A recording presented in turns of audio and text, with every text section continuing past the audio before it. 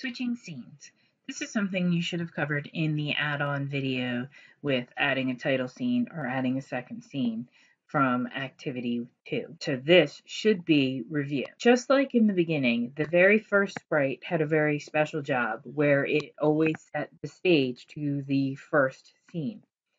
In each scene, whichever sprite does the last thing in that scene, you're going to have them switch the scene again, just like as you saw before. However, instead, they're going to send to the next scene. Then you're going to start creating a new event.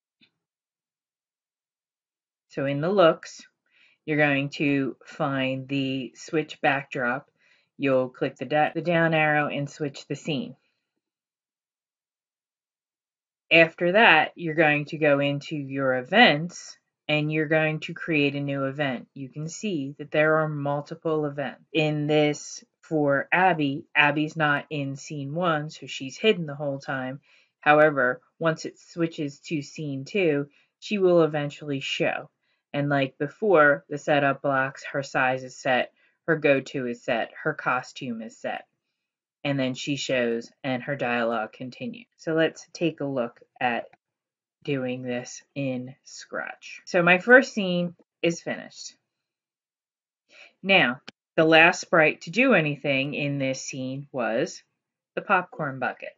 So what the popcorn bucket then is going to do, its very last function is to switch the scene. However, it shows up.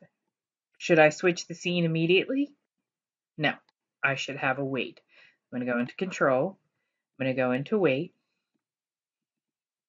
2 seconds. Then I'm going to go into looks. I'm going to switch my background to scene 2.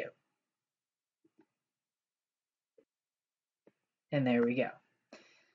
Now, I'm going to program everything else to show up when it needs to show up. I'm going to create a new event for scene 2. They are not going to attach. You can have a multiple events for all of your sprites. I go to my events. I'm going to go in my backdrop, my new event. When backdrop switches to scene 2, the popcorn bucket's going to hide. The product name's going to hide. Going to go to my looks and hide. I'm going to drag this to copy it over to that. I'm going to test my scene again. All right. Now to continue. Dee and Devin are going to be in the party. I'm going to go to Dee. He only has one event. In the first scene, he's hidden the whole time. I go to my events. I'm going to choose a new event. When he is in scene 2, he is going to show. And the same thing's going to happen with Devin. I'm going to take this little stack, go over to Devin, click my flag, see what happens. Now notice my product name didn't show up. So I'm going to go to my product name. Why?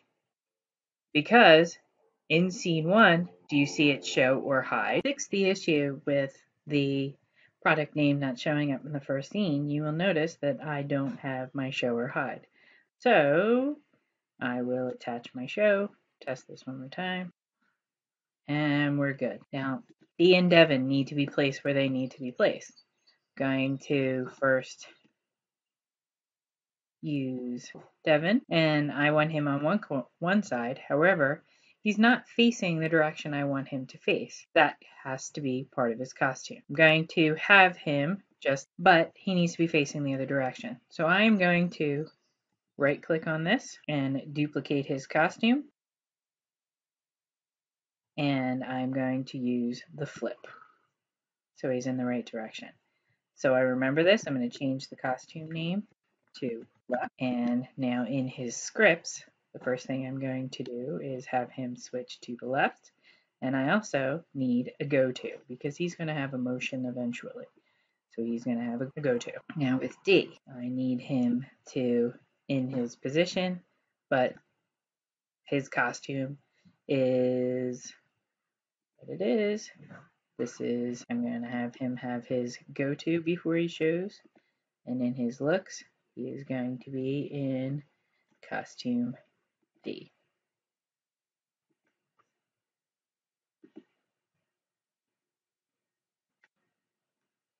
and I'm ready to start to program my second scene.